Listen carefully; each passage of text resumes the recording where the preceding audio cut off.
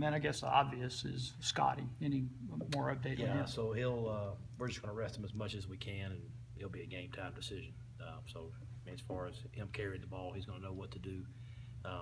You know, he'll be out there in team periods, you know, for the third down stuff, but we're gonna try to rest him as much as we can. It'll be a game time decision. So he didn't do anything today at all? Well, just except for watching the team periods, getting mental reps, but no, on the field he didn't. Gotcha. Miles Battle is at the fourth game, I believe, of the participation after A&M. Is that something y'all are kind of playing by ear, or do you intend to play in the last two? We are playing it by ear, and if we needed him for a whole game, we would use him, but we're gonna try to save it if we can. Okay. Yeah. Did he play a snap, or did he just come out against A&M, Miles? No, yeah, I think he played maybe 10 okay. snaps, just in a Yeah, reserve I thought role. so. Yeah. You know, going into Saturday night, obviously Vanderbilt's playing to still get the bowl eligibility Absolutely. at 4 and 6, Yep. and you guys can't go to the postseason, but how do you keep them motivated? I mean, what is the deal? And I know you've been asked this 100 times, but, Right. but I mean, truly, I mean, how do you get them focused and ready to finish Well, this out? you know what? I think we have 8 days left together. 1 week from tomorrow, our season will be over. And you know what? I would like. I just like for these guys to go out the right way. I'm 100% sure that I owe it to those guys, to the seniors that came back when they didn't have to, that would have been eligible to play other places. They came back here for a reason. They came back here for each other. They came back here for this university, maybe for the name on the front of the jersey, not the name on the back. And you know, I owe it to them to give everything I got. And I think the people in this room know that they owe it to each other for all the stuff they've been through to finish this thing the right way and to send these guys out with a win. When all that happened last year, I think, at least from an outside perspective, I think people expected y'all to sink. The players you're referring to, how big of a role did they play in y'all staying afloat? You know what? I think given the circumstances and the stuff that they've battled through, they showed up and they've gone to work every day. I've told several people it just kind of takes 5 minutes on Sunday to walk through the training room and to see the knees swole up, the ankles swole up, the guys with braces on their shoulders, they're in the cold tub, they're in the hot tub, and they're battling, they're giving everything they got.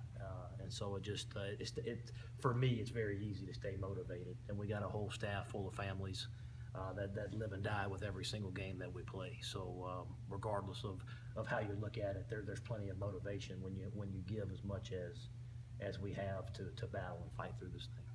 Did y'all go the whole time inside today, or did y'all split it up? No, we went inside today. I saw the lights on the practice no, field. we went outside yesterday and got out into the weather, but with the snow and the rain, we went inside today, and we'll try to get back outside tomorrow one more time.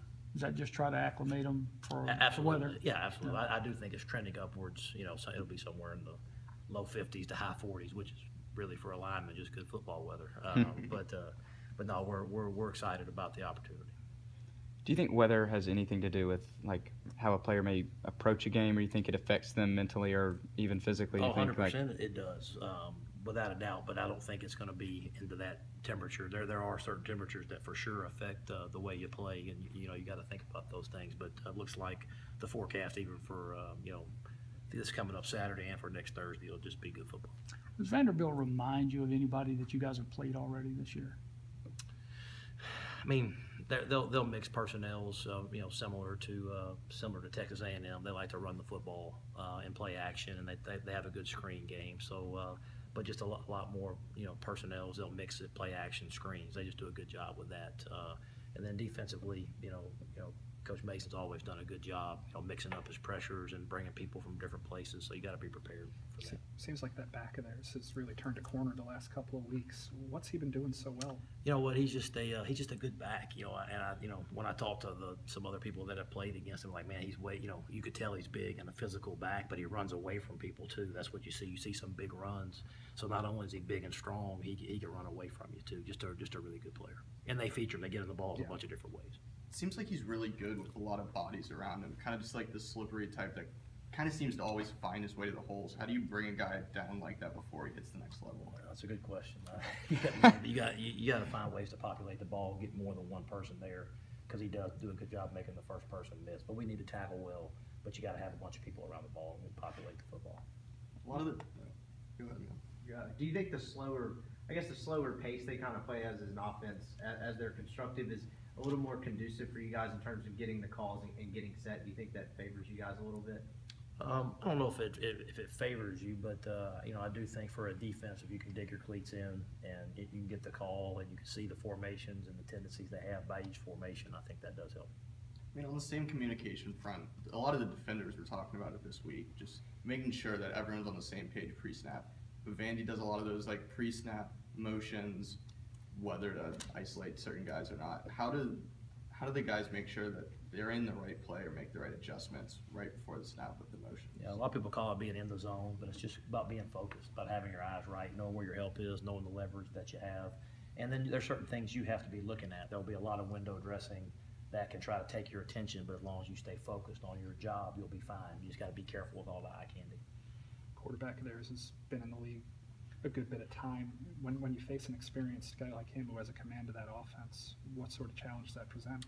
Yeah, you know, just him getting them in the right play, making the checks, you know, he sees pressure, getting the protections right, doing all the things that an experienced quarterback does. That's what he does well. So you just got to be sound. We got to try to get pressure on him, you know, try to get him out of his comfort zone, and I think that'll be important. I know the coaching community is kind of small. You know, is Dad at all? Are you familiar with the Sherman? Yeah, I'm very aware of him. Yeah. We don't have a personal relationship, but obviously a lot of respect. And you know, coaches' kids get raised a certain way, and they're around it all their lives, and they know what to expect.